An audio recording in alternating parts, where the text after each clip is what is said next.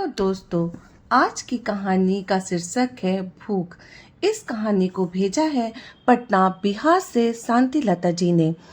किस तरह से उन्होंने अपने आप को पहचाना और अपना जीवन समाज सेवा में लगा दिया। इस घटना ने उनको इस कदर अंदर से हिला दिया कि उन्होंने इस पर काम करते हुए अपने कई सवाल लोगों से पूछे और उन्हें भी जागरूक किया। तो चलिए सुनते हैं शांति लता जी की ये आप बीती, जिसका नाम उन्होंने रखा है भूख। तो भूख की कहानी की शुरुआत यहाँ से शुरू होती है। शांति लता जी एक बार अपने परिजनों को छोड़ने के लिए इलाहाबाद स्टेशन जाती हैं। गाड़ी देर से आने के कारण वह अपने परिजनों के साथ समय बिताने लगती हैं और हंसी मजाक चल रहा होता है। तभी इस कहानी उनके आंखों के बीच में हंसी की जगह आंसू के पानी आ जाते हैं।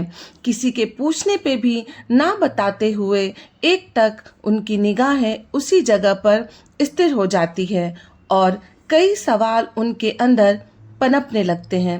तभी कुछ देर के बाद उन्हें लगता है कि ये सवाल पूछने पर नहीं, कुछ इन जैसे लोगों के लिए करने पर हमें इसका जवाब मिलेगा। तभी वो दौड़ के उस व्यक्ति के पास जाती है जिससे वह एक टूक निहार रही होती है। दरअसल में वह व्यक्ति स्टेशन पर रखे हुए कूड़े में से चुन चुन कर पूरी और सब्जी खा रहा होता है।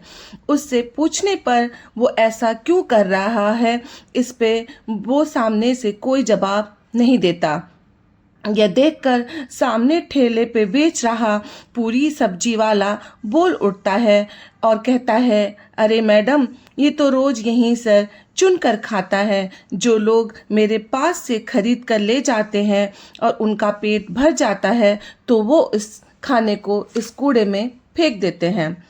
तो आप जाइए मैडम, ये तो पागल है, ये तो ये काम रोज करता है। फिर मैंने सोचा, भूख ऐसी चीज है जो मनुष्य को क्या से क्या करवाती है, शायद पागल भी बनाती हो।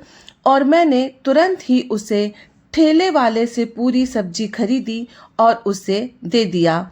वह तुरंत लपक के मेरे हाथों से पूरी सब्जी ले लेता है और खाने लगता है। उसकी आंखों की चमक देखकर ऐसा लगा जैसे मानो किसी प्यासे को समंदर मिल गया हो और वह तुरंत खाने लगा। उसकी भूख मिटते देखकर मुझे इतनी संतुष्टि होती है कि मैं शब्दों में बयान नहीं कर सकती। यह दृश्य मेरे हृदय के अंदर तक बैठ जाता है और मैं इन जैसों के लिए क्या कर सकती हूँ, ये सवाल मेरे दिमाग में बार बार आती रहती है। साथ में ये सवाल ना जाने कितने लोगों के ऐसे भूखे हैं और भोजन का कितना हिस्सा यूं ही कूड़े में जा रहा है। और वह एक दिन अपने परिवार और दोस्तों के बीच इस कुछ सवाल पर विचार विमर्श करती हैं और इस तरह उस पे वो काम करने लगती हैं। चूंकि वह प्रयागराज के पावन जगह पर रहती थीं, इसलिए वो हर साल कुंभ के मेले का आयोजन होता है। इस मेले में जाके वो दूर दूर से आए ऐसे भूखे लोगों की मदद करने लगी। गरीबों के भोजन और कंबल की व्यवस्था पे भी जोर से काम करने लगी और लाखों लोग और कई लोगों को भी जागरूक करने लगी। जो भोजन फेंक देते थे वो किसी ऐसे भूखे लोगों के काम आ जाए, इस पर वो उनको बताने लगी। पहले वो अपने घर में आए मेहमानों को गंगा स्नान के लिए हमेशा कुंभ के मेले में ले जाया करती थी, पर जो वो आज के कर रही है वो उनकी खुशी और ही है। आज उन्हें ये समझ में आ रही है कि सच्ची सेवा, सच्ची खुशी का स्थान उनके ये कराने में नहीं, किसी के भूख मिटाने में है। और यह सोचते हुए वो अपने समाज के प्रति कर्तव्य को समझते हुए समाज के कई ऐसे पहलुओं पे काम करती हैं। वो अस्पताल में जाके भी मरीजों और परिजनों को दूर दूर से आते थे जिनके लिए उनके लिए भी भोजन की व्यवस्था करती हैं।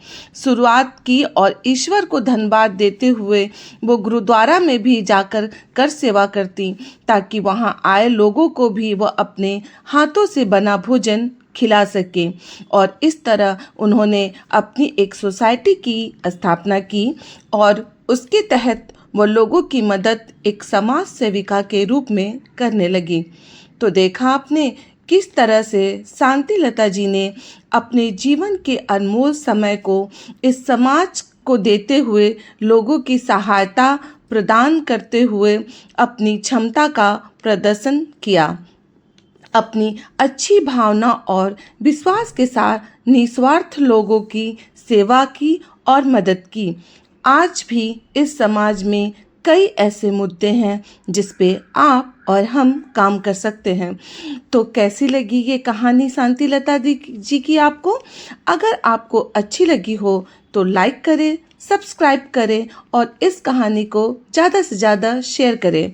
आपको के पास भी अगर इस तरह की कोई कहानी है जिसने आपकी ज़िंदगी या किसी और की ज़िंदगी बदली हो, तो प्लीज़ डिस्क्रिप्शन में जाएं, मैंने उसमें अपना ईमेल आईडी दे रखा है, तो आप जाइए और मुझे इस तरह की एक और नई कहानी भेजिए, ताकि मैं लोगों के बीच आपकी भी कहानी बता सकूं।